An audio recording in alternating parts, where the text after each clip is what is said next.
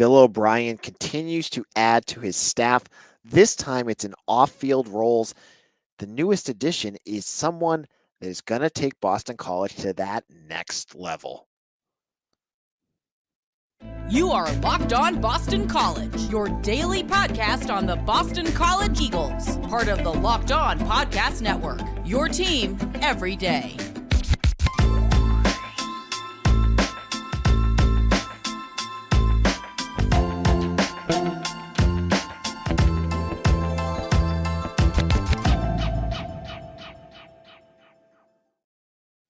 Hello, everyone, and welcome. This is Locked On Boston College. I'm your host, AJ Black, editor and publisher of Eagle Insider, part of the fantastic 247 Sports Network. Today's episode is brought to you by Gametime. Download the Gametime app, create an account, and use code Locked On for $20 off your first purchase.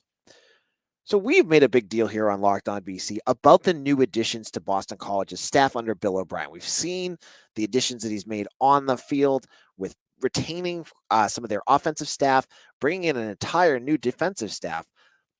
But we knew that there were going to be new names that came in that were going to be more behind the scenes. Jeff Hafley had his Rob Chizinskis, his Chris Snees. He had guys behind him that were willing, that were doing the analyst types of roles.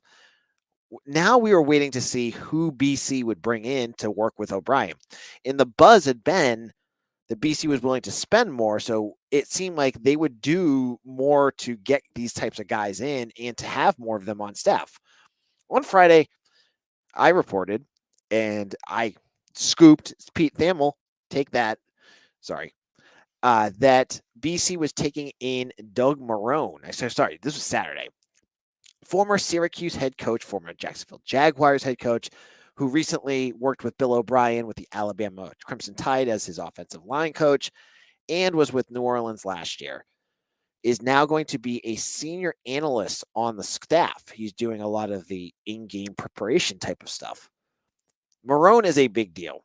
Obviously, I just said he is a guy that has NFL and college head coaching experience and is a trusted friend of Bill O'Brien. I believe I heard stories that Marrone is like Bill O'Brien's best friend from back in the day.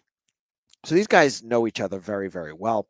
He's someone he trusts, and the fact that you can bring in a guy that knows football like he does brings just another great voice to Boston College. And now you have two coaches on your staff that have NFL experience.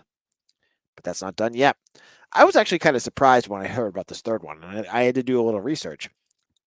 Rob Chizinski, who was the advisor for Jeff Hafley, who was the co-offensive coordinator last year, who didn't do any recruiting as far as I know, other than maybe anyone they brought onto campus. He has been retained. So that's 3 NFL coaches that you have on your staff now. Chud, I just assumed was gone. He seemed like a guy that was just really close with Hafley, who didn't really want to do a lot of the college stuff. But the fact that they kept him, I'm all for that. I mean, this is a guy that knows Thomas Castellanos. We were saying earlier that we were hoping Steve Shimko would stay aboard because he knows Thomas Castellanos. Well, Chud knows him as well, too. And Chud has, no offense to Shimko, a much more robust resume. So now he's staying on as your senior offensive analyst. And now you have 3 NFL coaches on your staff at Boston College. This is a big deal. For years, Boston College under Jeff Hafley had the reputation of, he's a promising head coach, but he's young. He's learning on the job. And when he left, we heard all about how the school didn't really support him enough to do what he needed to do. All of that's gone. You now have Bill O'Brien, a seasoned head coach at both the collegiate and NFL level, with multiple now head coaches on his staff, on top of Tim Lewis, who's also been a longtime coordinator. You have a ton of experience on the staff. I can't explain how important this is to BC, because there's going to be no learning curve for this group, because they know these guys have been around the block a long time. They know what they need to do. They know how to win. Doug Marrone he had some losing seasons too, but he also won with Jacksonville. He won the AFC South. He had a couple good seasons with Syracuse. This is a good get for Boston College, and it shows to me one big thing, that BC is starting to spend. With all of this conference realignment that's going along, that we're all worried, if you're following Boston College sports, that BC is going to be left behind with their bags in their hands, being a team that's going out and spending. And I don't have the numbers in front of me, but I bet you, if I could get the numbers, because BC's not going to ever release it, I bet you BC is spending more than Wake Forest. I bet you they're spending more than Syracuse, that they're spending more than Duke. There's a bunch of schools that they're a Pitt. I bet they're spending above all of that. Pete Thamel said earlier in this process that BC wanted to be in the top half or the topper echelon of spending in this program. And, I think Bill O'Brien may have brought in some guys. I look at Tim Lewis again, that, might not have been his top choice, but he had to fill it in late because, practice was starting a month later. But every other hire that he's made, it strikes to me that they're starting to spend. Even bringing O'Brien in. I mean, this is a guy that is an immediate upgrade over Jeff Hafley, right? He's a guy that, he's got the experience and brings that pedigree. Now, you bring all this together, and I think your on-field product is going to improve drastically. B, I think it's going to be a much easier sell to recruits. And I've got a whole bunch of stories about local kids. I got a big one on one of the top local recruits who just checked out BC this week. They're selling Boston College in a way that Jeff Hafley didn't sell it as well. And I think they're going to start to resonate. But adding a guy like Doug Marrone is another telltale sign that BC's not screwing around anymore. This is not a joke. BC, no longer will Boston College is aiming to get rid of that stigma that they're like the doormat of the ACC. After 15 years of just not spending, not doing what they needed to do to get their program to the level that they needed to, they finally added that last piece, which is the staffing. Like, you got the Fish Field House, that's great.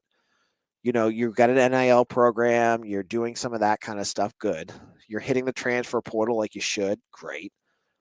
Now you have to spend like with the staff. I mean, you look at some of the top programs in the country, and these schools just stockpile analysts. Like, look at Alabama. I mean, Alabama for analysts, they're like coaching rehab 101. BC's never going to be that, but the fact that BC has now 3 NFL former head coaches on their staff shows me something. It shows me that they're not the bottom of the ACC anymore.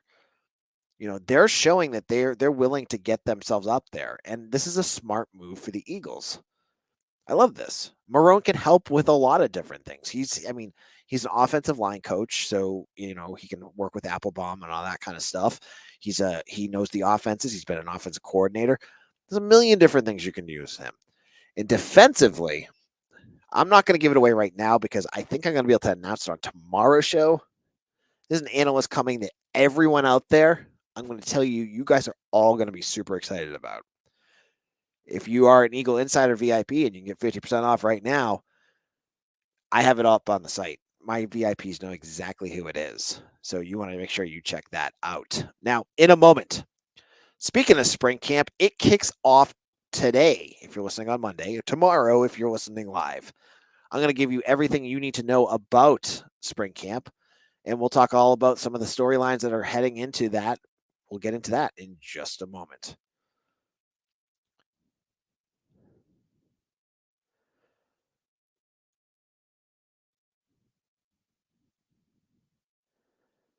Now, Amazon their Fire Stick is amazing. I love it.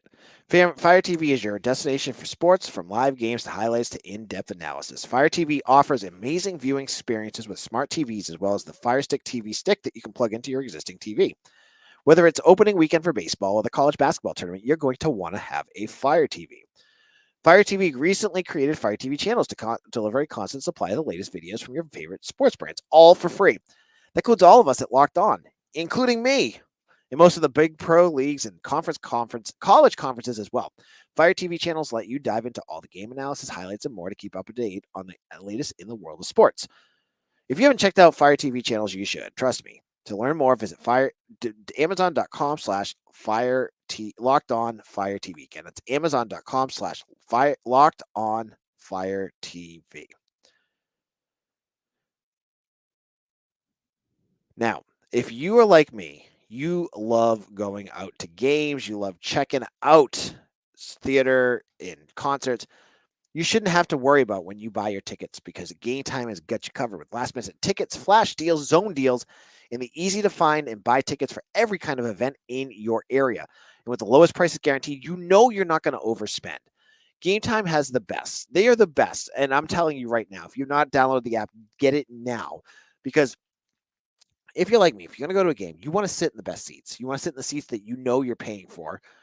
They have a seat finder, so you can basically see exactly where you're going to sit if you buy those tickets. No surprises. No going to a Fenway game and sitting behind a pole. You're going to know exactly what you're getting when you spend that money. And with Gametime, they have an all-in price, which means when you buy those tickets, there's no hidden fees. There's no, surcharges, any of that. They make it so easy. And they have deals too. I'm telling you, Gametime is the place to go. Download the Gametime app, create an account, and use code LOCKEDON for $20 off your first purchase. Terms apply. Again, create an account and redeem code LOCKEDON for $20 off. Download Gametime today. Last minute tickets, lowest prices guaranteed.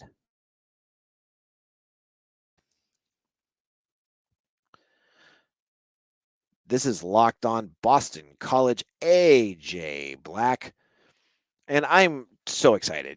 College football is my life. It's my passion, and for some of us out there, spring football isn't a big deal. But this year specifically, with Bill O'Brien taking over, it should be a big deal for a lot of Boston College fans because everyone out there is waiting to see what he's going to bring to BC. He's talked a lot of great games so far. Talking about how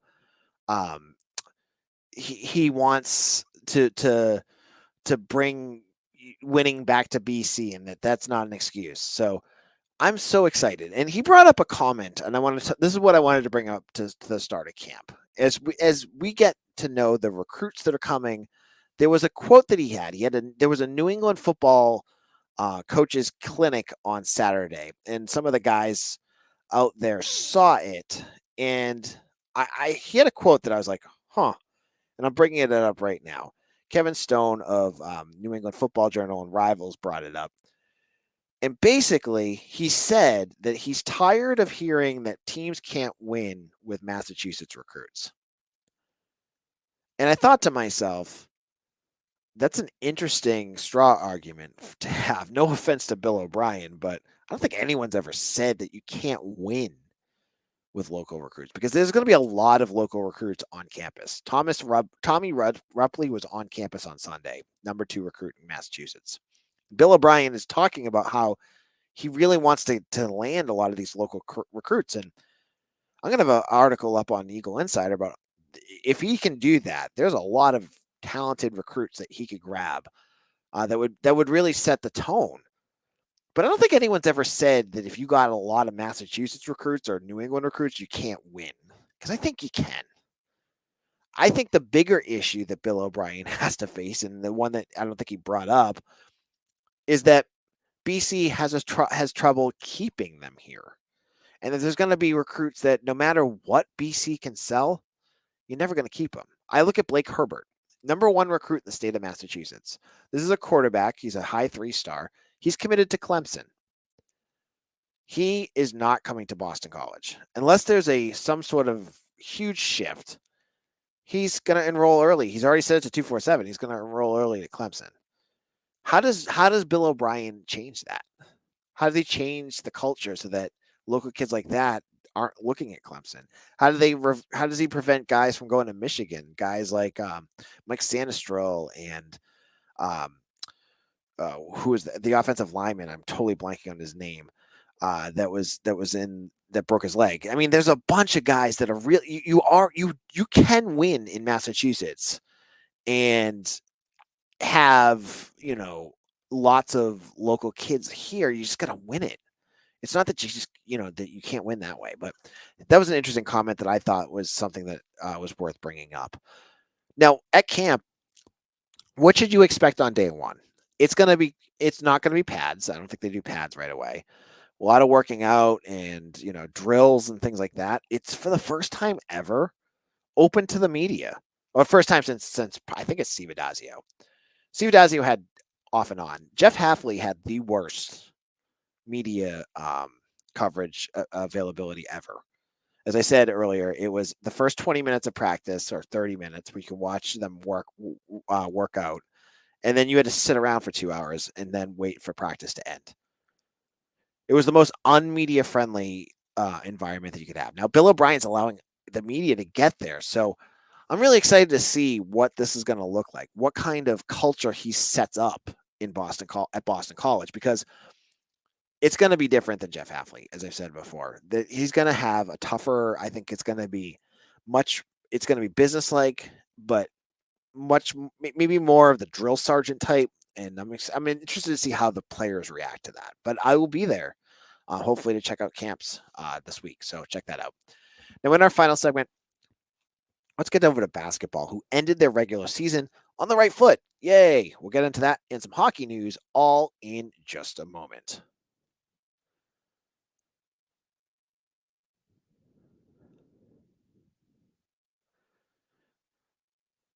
When you're hiring for your small business, you want to hire professionals that are right for the role. That's why you have to check out LinkedIn Jobs. LinkedIn Jobs has the tools to help find the right professionals for your team faster and for free.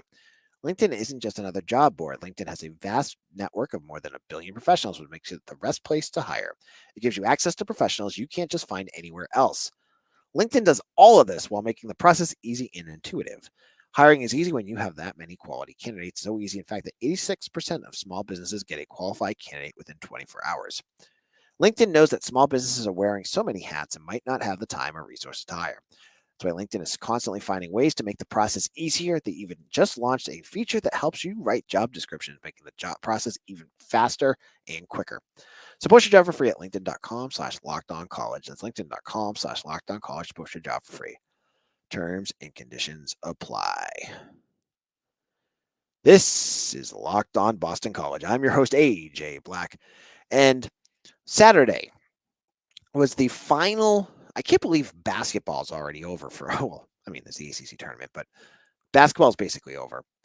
BC defeated the dreadful Louisville Cardinals 67-61. Claudell Harris led the team in scoring. Thank God they won that. I don't want to see another game where they lose to. Louisville is just basically waiting to fire Kenny Payne, and because that team has been absolute dog crap for the last 2 years. They've been bad. And so it's good that BC beat them. Now from here, the Eagles get to the ACC tournament. And part of the yearly tradition for the Eagles is they get to play on Tuesday because they don't get bye games seemingly ever. And so they will face off with Miami for their third matchup, which is kind of scary because Miami is bad too. They're as bad as Louisville. But they've got more. I think they got more talent, and Jim Laranga is a billion times better than Kenny Payne. So they get them, and then they play from there. They get to play the winner. Sorry, they get to play Clemson, who beat them earlier this year. And if they can win that, they'd face Virginia. They dodged Duke for a while. So, obviously they got to beat Clemson, who's a pretty good team. How far are they going to make in this? My prediction, I'm going to be a Debbie Downer here, folks. I think they're going to be one and done. I think they're going to beat Miami and then lose to Clemson. A lot of times folks get really excited going into these tournaments for upsets. And it was only 2 years ago that they shocked Wake Forest and knocked them out of what should have been an NCAA tournament bid. But I don't feel this team is as good. The defense is so suspect right now. and they're so inconsistent in everything that they do that they have not won. I don't think they've won a game this year. Maybe other than St. John's, that was like an upset, like a game that you're like, whoa, I can't believe they won that. All their wins, they've done a good job of just beating down the teams that are below them, which is credit to them for doing that. I think they only had like one loss against teams that were what do they call that? Pod 3 or 4 or tier 3 or 4. So I don't know. I don't have a lot of faith here because honestly though, if you look at NIT bracketology right now, BC's in there. They're always in in our conversations. They gotta win some games though. Beating Clemson would be a big one. If they could beat Virginia, they may be in. Those would be 2 huge wins and would give you their quad 1s and quad 2 wins that they need to have to get in there. But they got to win, and I don't know. I'm being pessimistic here. I just don't think they can do it. Now, finally, hockey. Hockey continues to be the best team in the country. They beat Merrimack on Saturday in their season finale, 6-4. They're going to be the top seed in Hockey East. They're going to be the top seed in the NCAA tournament. They've locked up both. I saw BC Hockey Blogger, who we've had on this podcast a couple times, say that the statistics show, and they had this in a press release, that this BC team is not only the best team in the country, but one of the best teams of all time based off of where they're at right now. They have stats that rival the 1993 Maine team, which he said is the best team I think that's the Paul Career year, the best team ever. So that's great. I love seeing stats like that and having you get the number 1, but you got to win. And BC has a younger team. That freshman line is young, and that's been an Achilles heel in years past. So I'm a little worried. You get the Hockey East tournament. Love to see them bring home a championship there and then get to the Frozen Four. Let's see what happens there. This is wrapping up Locked On Boston College for today. I'm AJ Black. Follow me on Twitter at AJBlack247.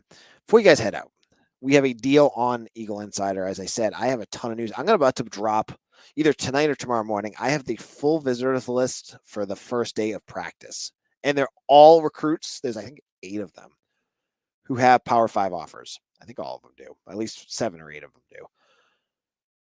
I'm going to have that up. I have an interview up with the most recent Massachusetts recruit that was just on campus. You're going to want to know what I heard from him. It's 50% off right now. That's like a cup of coffee a month. If you want to support the work that I do, if you want to get the best Boston College news from Mitch, myself, Beacon Street Ball, Hockey Blogger, Skip McCarty for baseball, I got Kate Otis on women's. And I'm still adding staff. Come on over right now. You can get in. I think it's like $350 a month. Come on, join us. It would help a ton as we continue to build the best Boston College community out there. Thank you all so much. I'll be back again for tomorrow's episode where I'm going to kick off spring practice. Hopefully I'll get there and talk to you about everything I saw, all the things that were said afterwards. It's going to be a busy day here on Locked On Boston College, your team every day.